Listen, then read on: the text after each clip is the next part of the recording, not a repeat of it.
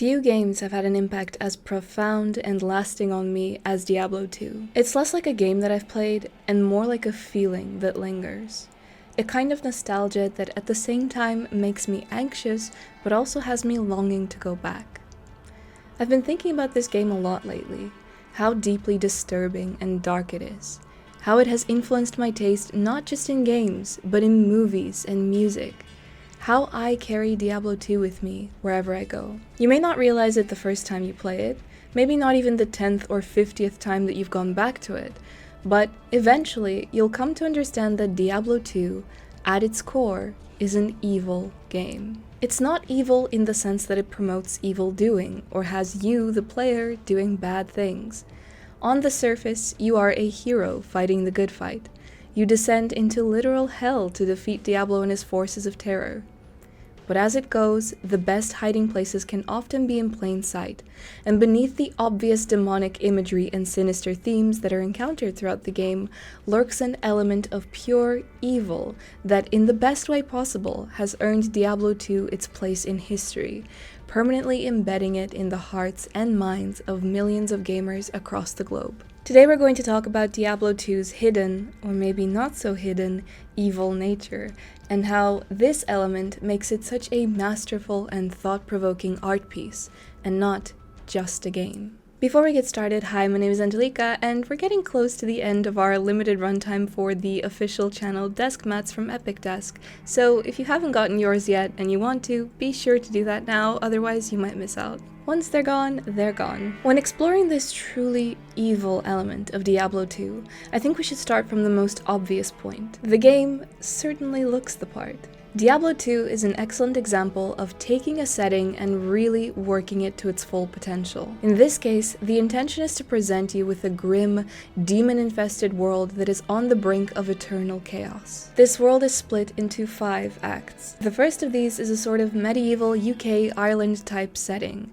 Dark, cloudy skies, no sun, luscious green grass from all the rain, stone walls and structures that are overrun by Diablo's minions. The second act is a Middle Eastern type desert setting, featuring the jewel city of Lut-Gholein, prosperous thanks to its port and access to trading routes. Outside the tall city walls, you face the dangers that are posed by the harsh environment, alongside the demons that now dwell above and below the sands, in ancient tombs infested with the restless dead. The third act is a jungle, a frustrating and thick maze that houses all the threats you could possibly imagine in such a setting, all the way up to the once holy city of Travancore, which is now guarded by the fallen Zakarum paladins. The fourth act has you descending into hell, from Pandemonium all the way down to the rivers of flame, where Diablo's forces are most numerous and powerful. Finally, in the fifth act, you ascend the cold and snow-covered Mount Ariat, above the barbarian city of Harrogath. The frozen wastelands are swarming with demons,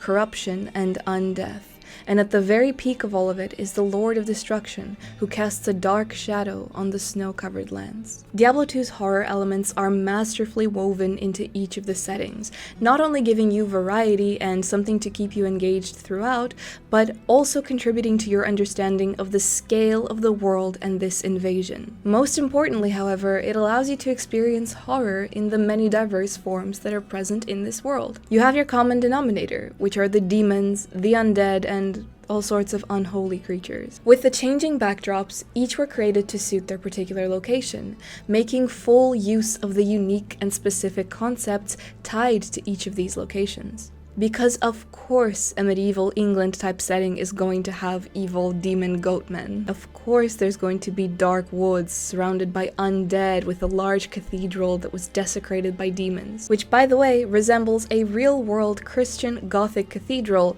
something that you would see quite a lot around Ireland or the UK. And of course, you'd have humanoid vipers and electric scarabs in the desert. It's as if your childhood fears surrounding the unknown were carefully studied by the developers, and seemingly non-existent boogeymen were manifested into existence. Everything scary and evil that you can imagine in one of these particular locations exists here, and it hunts for you at every turn. In that same way, it seems that Diablo 2 will take from the darkest and most sinister stories from the real world and make them canon to its own. A great example of this is the Countess in the Forgotten Tower from Act 1. In-game, she is introduced as having once bathed in the rejuvenating blood of 100 virgins, and then being buried alive.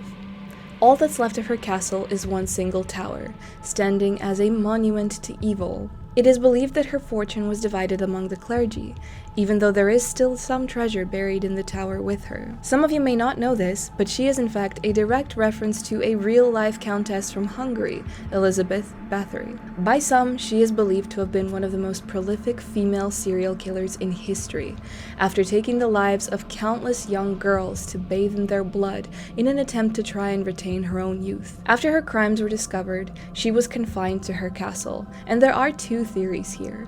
One is that she was put into a bricked-off room where she couldn't even fully stand, and the other is that she could freely move about the castle, but she was still on a sort of a house arrest. She died there in 1614, and all that remains of her castle now are ruins. The castle's chapel appears to have been the best preserved over the centuries, looming over the earth in a similar fashion to the Forgotten Tower from Diablo 2. The real-life Elizabeth Bathory could well have been a female Dracula that took the lives of young girls in the name of her vanity, but there is another theory. Some speculate that she was a victim of slander, and that her fortunes and castle fell to the hands of ambitious men that couldn't otherwise take these things from her. Was she truly a murderer, or were these stories simply the machinations of one Georgi Turzo, who was the main accusant and investigator when it came to these horrifying claims? Turzo was a nobleman who stood to gain quite a lot from her downfall, and it is to this day debated whether he was seeking justice for victims of a monster, or devising a politically driven plot to steal all the land and wealth owned by Elizabeth Bathory. Diablo 2 takes the darkest and most evil version of events and forever immortalizes the Blood Countess, confirming her to be everything that she was accused of. Let's look at the very idea of evil. The earliest humans would have interpreted it as anything that causes the suffering and harm of others. And while there are deeper understandings and definitions depending on one's own moral compass and beliefs, what we will focus on here is religion, particularly Christianity. The Christian perspective on evil comes from the interpretation and understanding of the Bible, and Diablo 2 heavily features a lot of religious imagery and related themes throughout the game. The very concept of Diablo, or the devil as he is in the game, is like how Christians interpret Satan. Though his appearance and general idea of demons in-game also take inspiration from other sources, the concept of angels and demons battling each other very much take inspiration from real-world Christianity, especially in terms of the aesthetics. The very first act features a cathedral, in the depths of which the demon queen Andariel sits on her throne. The look of the cathedral, its layout, the interiors, the art, the tombs, all very much resemble a Christian Gothic-style cathedral. Even the catacombs give it that same essence. And again, it of course makes sense given that the setting of the wilderness is, like we said before, very close to a sort of medieval UK or Ireland. The obvious crosses, Christian altars, and other related imagery, though attributed to a fictional in-game religion, all give us the same picture. Uniquely, it has made Diablo 2 one of those games that a lot of people didn't get to experience at a young age because their parents refused to buy them a game that featured the literal devil on it. Now, all of this, surrounded by demons, a cathedral desecrated by the forces of evil, blood-stained altars, demonic chanting in a sacred place of worship. This in itself is already a win for evil. They got this far, they did this amount of damage, and these are the images that we all have in our heads when we think of Diablo. In that, by several definitions and understandings of evil, we can clearly see how it prevails at every turn. It's what makes a lot of people love this game. Similarly, the holiest order that exists in this world, the Paladins of Zakarum, have also fallen to corruption. Now perhaps here we're seeing less Christian themes and some different polytheistic religious influences with the temples and the architecture. It's the same idea, something that is considered to be the purest of the pure, falling to Diablo's demonic minions. The bloodstained halls in a place of worship, brought to ruin by the hands of the very people who were supposed to protect it. Time and time again, bastions of faith and hope are seen in this state. There's one part in the game that to this day just makes me feel sick thinking about it, and it's the harem in the palace in Lut Galen. Not only is it the image of this place that is adorned with silks and decorative pillows covered in blood, it's the music. A lament to all of the women and other innocents who were mercilessly slain in the place that was deemed safe, had armed guards at the doors, and in general was this luxurious haven in the jewel city of Lut Galen. But the most painful example of this is Tristram. You might say to me that this game isn't evil, because here you are, literally on the side of the good guys, fighting that good fight, slaying, massacring all of the demons, but you've been here before. You've already done all of this. Let's go back to the beginning and talk about what happened in Diablo 1. Diablo 1 features 3 heroes: the warrior, the rogue, and the sorcerer. Tristram was set upon by dark riders who killed many of the townsfolk and took others away, down into a desecrated church on the edge of town where they performed their dark rituals. The heroes descend into the catacombs. They defeat Diablo, the Dark Lord who sits at the final level of the dungeons. This is a great triumph. Tristram is saved and evil has been purged. However, the fate of the heroes is grim, and eventually it leads to the events of Diablo 2, where a lot more than just Tristram was lost to the demon invasion. The final cinematic in Diablo 1 shows the warrior who decides to remove the soul stone from Diablo's head, which reveals that he was using another, Prince Albert, as a vessel. The warrior then stabs his own head with the soul stone in an attempt to contain Diablo within himself. As a final message at the very end of the game, you read the following: "The soul stone burns with hellfire as an eerie red glow blurs your vision. Fresh blood flows into your eyes, and you begin to hear the tormented whispers of the damned. You have done what you knew must be done. The essence of Diablo is contained. For now. You pray that you've become strong enough to contain the demon and keep him at bay.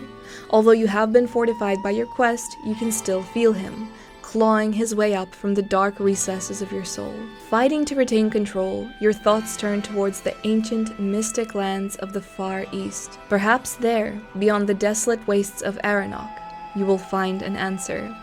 Or perhaps salvation." The hero who liberated Tristram and defeated Diablo, in turn himself becomes Diablo, and causes immeasurable destruction in his wake. Tristram and all of its humble townsfolk fall victim to the wave of demons that followed, an aftermath which we get to witness in the process of saving the survivor, Deckard Cain. It's a depressing sight. Not even the young boy Wirt was spared in the attack. A village that you worked so hard to save in the first game, gone and completely overtaken by demons and the undead. As for the rest of the heroes, the sorcerer lost his mind after venturing into the catacombs and became the summoner, who you actually find in the arcane sanctuary. The rogue succumbs to Andariel's corruption and becomes the Blood Raven. A grim and tragic fate befell the first game's heroes, and all their efforts proved futile against the true evil of this world. But going back to Diablo 2, the heroes fight on, liberating the lands of demonic influence and corruption. At the very end, you face Baal, who has corrupted the World Stone, the very thing which stood as a protective barrier for the mortal realm against demon and even angel invasion. You unfortunately find yourself in a lose-lose situation, because although you vanquish Baal and his forces, the World Stone again has already been corrupted, and according to Tyrael, it must be destroyed. The implications of its destruction are catastrophic, because not only has it left the world vulnerable and susceptible to further invasions, the shards that were scattered across the world have left their own trails of destruction. Nothing was going to be the same. Nobody really knew what would happen, but most suspected that it wouldn't be anything good. Ultimately, evil reached further than we could before it was stopped, and this led to the destruction of life as it was known prior to the events of the game. It is an ambiguous and disheartening end to the story. Even as you make your way through the game, the whole time it's almost as if victory is just within your grasp, but the demons are time and time again several steps ahead. Each time that you get to a point where you think you're going to interrupt this unholy quest, you're overtaken and you just have to keep going. Evil prevails. But perhaps the most evil and hellish element of this game is one that I think a lot of people never really stop to think about. You spend all this time going through the world, helping its inhabitants rid their homes of these demons and other evil beings. You get to know the townsfolk in the process. You start to care for them and their situation. You truly feel like a hero as you liberate the world from the invaders. But one thing never sat right with me, and I guess I didn't realize how much it bothers me until I thought about it very recently. The thing is, you never get to see the impact of your actions on other inhabitants. Yes, you get rewarded for your deeds and you unlock new dialogue options, but you never get to see the rogues go back to their monastery. The beautiful palace will forever be a gruesome resting place to the young, unsuspecting girls that perished at the hands of demons there. The holiest places in the world are reduced to blood-stained halls and echoes of corruption. The 2 times that you do see an impact is when you save Deckard Cain and Anya, who appear in town after you find them, but other than that, the demons continue appearing. You go through normal, nightmare, and hell difficulties, not to mention Ubers. Now, I understand that these are not canon story elements and they're just gameplay mechanics, but the more you think about it, the more it starts to feel like the entirety of the game is like being in hell. It's a never-ending cycle, infinite hordes, with all of the dangers always waiting for you and none of the fruits of your effort ever being shown to you. There is no happy ending, and yet you want to go back. It's addictive. It has a hold on you like no other. It's enough to hear one soundbite from the game to bring back the images of the fallen cathedral or an ancient tomb with all of the gore and horrific aftermath of the demonic activities that went on there. The evil is what brings you back. Evil is all you can see in the game. It's as disturbing as it is enticing, stimulating all of your senses, from the visually striking creatures to the haunting music that will forever loop in your mind as you're reminded of this masterpiece. Diablo 2 is more than just a game that you play. It's a game with a particular energy, one that perhaps not even the developers intended to create, but it manifested in the art to create a brilliant and unbeatable experience that, at its core, is dark and it's evil. Another wholesome childhood favorite of mine. But that about covers it for this video on why Diablo 2 is an evil game. If you enjoyed it, please be sure to leave a like and subscribe. I really appreciate it. As always, big shout out to my channel members. Thank you guys so much. And I'll see you all in the next video. Be seeing you. Bye.